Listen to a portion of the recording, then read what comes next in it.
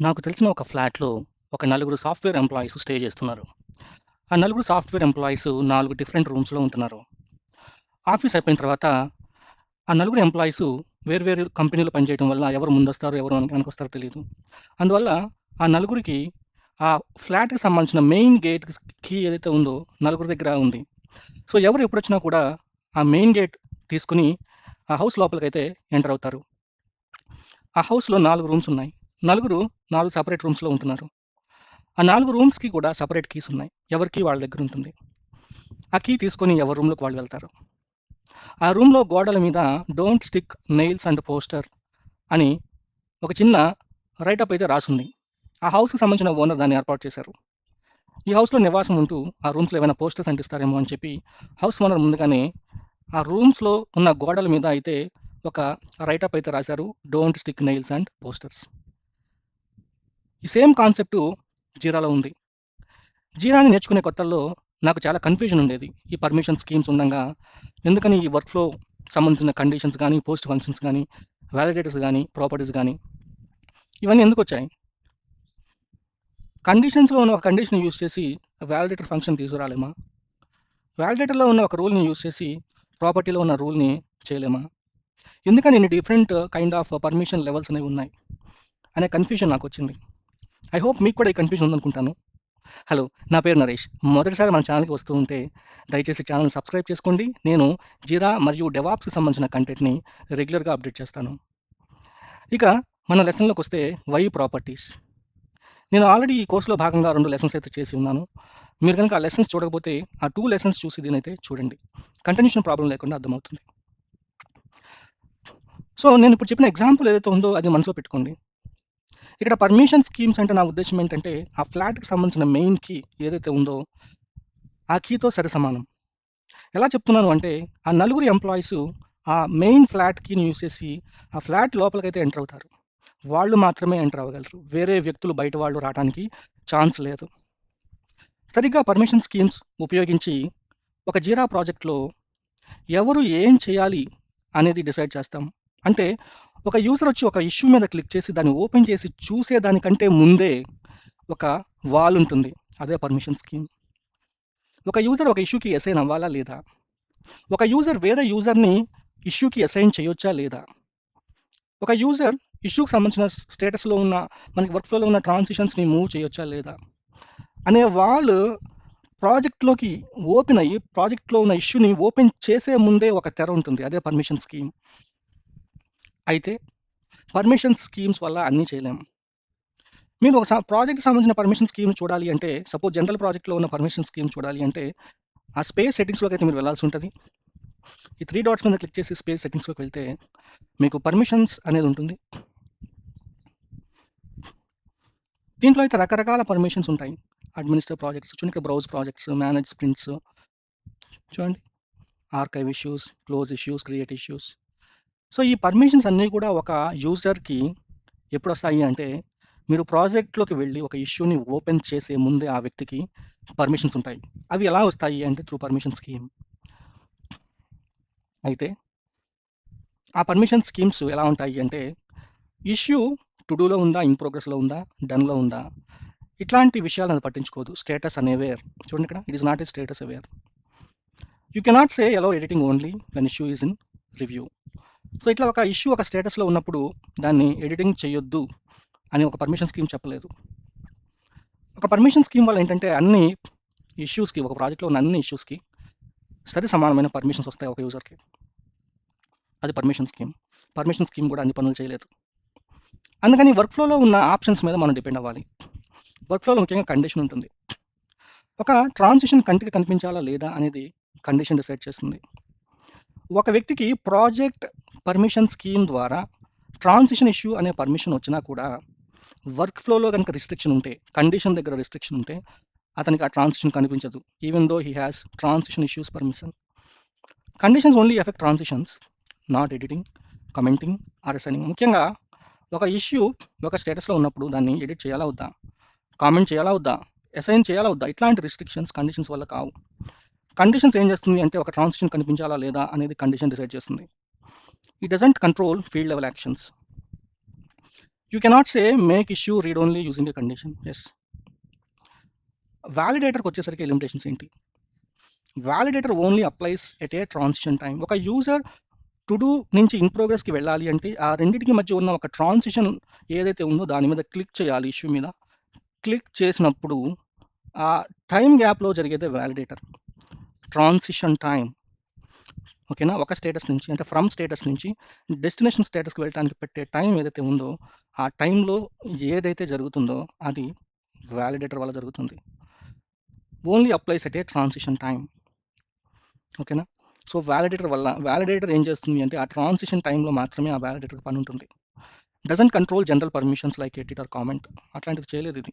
ఒక ట్రాన్సిషన్ సక్సెస్ఫుల్గా అవ్వాలా లేదా అనేది వ్యాలిడేటర్ చేయగలుగుతుంది. Cannot stop users from editing fields in status. చేయలేదు.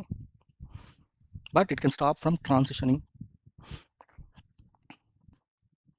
పోస్ట్ ఫంక్షన్ యొక్క ముఖ్య ఉద్దేశం ఏంటంటే ఇది ఒక యాక్షన్ చేయాలి. Software employees main gate key తీసుకుని ఒక ఎంప్లాయీ తన రూమ్లోకి వెళ్ళడానికి కీ ఓపెన్ చేసి లోపలికి వెళ్ళిన తర్వాత ఆటోమేటిక్గా లైట్స్ ఫ్యాన్స్ టర్న్ ఆన్ అవ్వాలి. It is a kind of action. రూమ్లోకి ఎంటర్ అవ్వగానే ఒక యాక్షన్ జరగాలి. లైట్ వెలగాలి, ఫ్యాన్ తిరగాలి. It is a kind of post function, post action. So executes after the transition, cannot restrict editing or commenting, doesn't manage permissions dynamically. ఇప్పుడు ప్రాపర్టీస్కి వద్దాం. Why properties? ఇన్ని ఉండంగా ఇన్ని దాటుకొని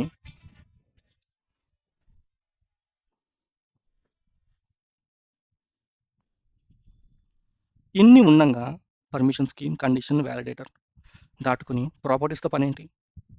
ఎస్, ఒక ఇష్యూ ఒక స్టేటస్లో ఉన్నప్పుడు ఎడిటింగ్ చేయకూడదన్నా, ఒక ఇష్యూ ఒక స్టేటస్లో ఉన్నప్పుడు దాని మీద కామెంట్స్ కొంతమంది చేయకూడదన్నా, సో ఇట్లా స్టేటస్ స్పెసిఫిక్గా మీరు ఇష్యూ మీద రిస్ట్రిక్షన్స్ని ఇంపోజ్ చేయాలి అంటే ప్రాపర్టీస్ ఉపయోగపడతాయి. ఈ ప్రాపర్టీస్ని స్టేటస్ మీద యాడ్ చేయొచ్చు, ట్రాన్సిషన్ మీద కూడా యాడ్ చేయొచ్చు. స్టేటస్ మీద యాడ్ చేసే ప్రాపర్టీస్ ఉంటాయి, అలాగే ట్రాన్సిషన్ మీద యాడ్ చేసే ప్రాపర్టీస్ ఉంటాయి. అయితే ఈ వర్క్ఫ్లో ప్రాపర్టీస్ అనేవి మన జీరా క్లౌడ్లో కొంచెం లిమిటేషన్ అనమాట, అంటే కొన్ని తక్కువగానే ఉంటాయి. బట్ మనం డిస్కస్ చేద్దాం. దీంట్లో ఉన్న స్ట్రెంగ్త్ ఏంటంటే status specific control, override project wide permissions. అంటే ప్రాజెక్ట్ స్కీమ్ ద్వారా, అంటే పర్మిషన్ స్కీమ్ ద్వారా వచ్చిన పర్మిషన్స్ని ఇది ఓవర్ రైడ్ చేయగలరు. No scripting or automation required. So only limited properties అయితే ఉన్నాయి. ఓకేనా? చాలా సింపుల్ కాన్సెప్ట్, డిస్కస్ చేద్దాం. సో ఇక్కడ నేను ఒక టేబుల్లో చెప్పడానికి ట్రై చేశాను. చూడండి, ఇక్కడ హై ట్రాన్సిషన్ బటన్ దేనివల్ల అవుతుంది? కండిషన్ వల్ల అవుతుంది. మిగతా దేనివల్ల కాదు. Required field before moving, validator. Perform action after transition, post function. Make issue read only in specific status, property. Allow edit only specific role in status, property. Allow comment only to testers in QA status, property. ఒక bug యొక్క life cycle తీసుకుంటే ఒక ప్రొడక్ట్లో ఒక bug వచ్చిన తర్వాత ఒక ticket create అవుతుంది. ఆ టికెట్ చూడటానికి డెవలపర్స్ అందరూ కూడా అర్హులే. కాబట్టి ప్రాజెక్ట్ యొక్క పర్మిషన్ స్కీమ్లో మనం ఎలో చేస్తాం, డెవలపర్స్ని ఎలో చేస్తాం బగ్స్ని చూడటానికి. దాంతోపాటు ట్రాన్సిషన్ కూడా మనం ఎలో చేస్తాం డెవలపర్స్ని. సో ఏ డెవలపర్ అయినా, 100 మంది డెవలపర్స్లో ఏ డెవలపర్ అయినా కూడా ఆ బగ్ యొక్క వర్క్ ఫ్లోలో టు డూ నుంచి ఇన్ ప్రోగ్రెస్కి, ఇన్ ప్రోగ్రెస్ నుంచి ఇంటర్వ్యూకి తర్వాత మూవ్ చేయగలుగుతారు. తర్వాత వర్క్ ఫ్లోలో మనం ఇంపోజ్ చేస్తాం. చూడండి, సో టు డూ నుంచి ఇన్ ప్రోగ్రెస్కి వెళ్ళాలి అంటే ఓన్లీ ఎస్ఐని మాత్రమే ఇక్కడ అలౌ చేస్తాం by adding A condition. So ఎవరైతే ఎస్ఐనిగా ఉంటారో వాళ్ళకి మాత్రమే ఈ ట్రాన్సిషన్ కనిపిస్తుంది, టు డూ నుంచి ఇన్ ప్రోగ్రెస్కి వెళ్ళే దారి కనిపిస్తుంది. ఇన్ ప్రోగ్రెస్కి వెళ్ళిన తర్వాత బగ్ని ఫిక్స్ చేసిన తర్వాత ఇంటర్వ్యూకి పంపించే ముందు ఫిక్స్ వెర్షన్ని ఫీల్డ్ని ఫిల్ చేయాలి. అది మర్చిపోతే కనుక ట్రాన్సిషన్ ఫెయిల్ అవ్వాలి. అక్కడ వ్యాలిడేటర్ని యాడ్ చేస్తాం. ఇంటర్వ్యూకి వెళ్ళిపోయిన తర్వాత ఒక పోస్ట్ ఫంక్షన్ యాడ్ చేస్తున్నాం. Set resolution equal to fixed, notify QA. Review అయిపోయిన తర్వాత డన్కి మూవ్ చేస్తాం. డన్లో ఆ టికెట్ని ఎవ్వరు ఎడిట్ చేయకూడదు. ఒకసారి ఆర్గనైజేషన్ జీరా క్లోజ్ అయిపోతే దాని మీద ఉన్న ఫీల్డ్ యొక్క దాని ప్రాపర్టీస్ అంటే ఫీల్డ్ వాల్యూస్ని మనం చేంజ్ చేయకూడదు. అలా చేయాలి అంటే ఈ ప్రాపర్టీని ఖచ్చితంగా యాడ్ చేయాలి. కొన్ని ట్రబుల్ షూటింగ్ టిప్స్ ఏంటంటే, ఎవరైనా యూజర్ వచ్చి I don't see a transition అన్నారు అంటే you have to check the condition. నాకు ట్రాన్సిషన్ కనిపిస్తుంది కానీ ఫెయిల్ అవుతుంది అన్నారు అంటే you have to check validator. If data is not updated after transition అంటే ట్రాన్సిషన్ పూర్తయిన తర్వాత డేటా అప్డేట్ అవ్వట్లేదు అంటే పోస్ట్ ఫంక్షన్ చూడాలి. ఈ field cannot be edited in certain status అంటే property. If no one can transition at all, check permission scheme.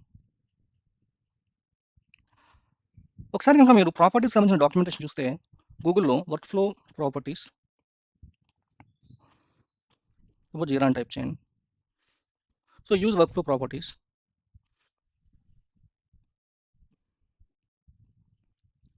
ఇక్కడ మీరు ఇక్కడ చూస్తే కనుక some of the workflow properties on this page may cause bugs. So Atlassian వారు ఏంటంటే testing ఫేజ్లో ఉన్న కొన్ని యాక్చువల్గా సర్వర్లో మీరు డేటా సెంటర్లో అయితే ఎక్కువ ప్రాపర్టీస్ అయితే అవైలబుల్గా ఉంటాయి, క్లౌడ్లో తక్కువగా ఉన్నాయి. సో వీటిలో ఉన్న ప్రాపర్టీస్ మీరు యూస్ చేస్తే ఒక్కోసారి ఇష్యూ అయితే రావచ్చు, అలాంటప్పుడు మీరు వాటిని రిమూవ్ చేయాలంటున్నారు. అయితే ఇక్కడ ముఖ్యంగా మీరు తెలుసుకోవాల్సింది ఏంటంటే జీరా ఇష్యూ ఎడిటబుల్ ప్రాపర్టీ. సో మీరు ఏ ప్రాపర్టీని చూసినా కూడా ముఖ్యంగా 2 పారామీటర్స్ ఉంటాయి. యాక్చువల్గా ఇది కీ వాల్యూ పేర్ అనమాట. ప్రాపర్టీకి మస్ట్ అండ్ షుడ్గా కీ ఉంటుంది, వాల్యూ ఉంటుంది. చూస్తే కీ వాల్యూ. అట్లాగే మీరు జీరా డాట్ పర్మిషన్, ఈ జీరా డాట్ పర్మిషన్ ఉంది కదా, దీనికి సంబంధించిన ప్రాపర్టీస్ చూసినా కూడా కీ వాల్యూ. డినైడ్ చూసినా కూడా కీ వాల్యూ. ట్రాన్సిషన్ ప్రాపర్టీస్ చూసినా కూడా key value. Opsbar sequence key and value. ప్రాపర్టీకి కీ వాల్యూస్ ఉంటాయి. మీరు కనుక ఈ డాక్యుమెంటేషన్ అయితే యూస్ చేసి ఈజీగా ఆ ప్రాపర్టీని అయితే మీరు యాడ్ చేయొచ్చు. ఇక్కడ జీరా పర్మిషన్ ఉంటుంది, అలాగే పర్మిషన్ డినైడ్ ఉంటుంది డైరెక్ట్గా. నెక్స్ట్ మీకు ట్రాన్సిషన్ ప్రాపర్టీస్ ఉంటాయి, ఆప్స్వాస్ సీక్వెన్స్ ఉంటుంది. ఓకేనా? సో ఈ ప్రాపర్టీస్ అయితే యూస్ చేసి మీరైతే ప్రాపర్టీస్ని యాడ్ చేయొచ్చు. సో నెక్స్ట్ లెసన్లో అయితే మనం ఇది ప్రాక్టికల్గా చూద్దాం. ఐ హోప్ మీకు ఒక క్లారిటీ అయితే వచ్చిందని అనుకుంటున్నాను.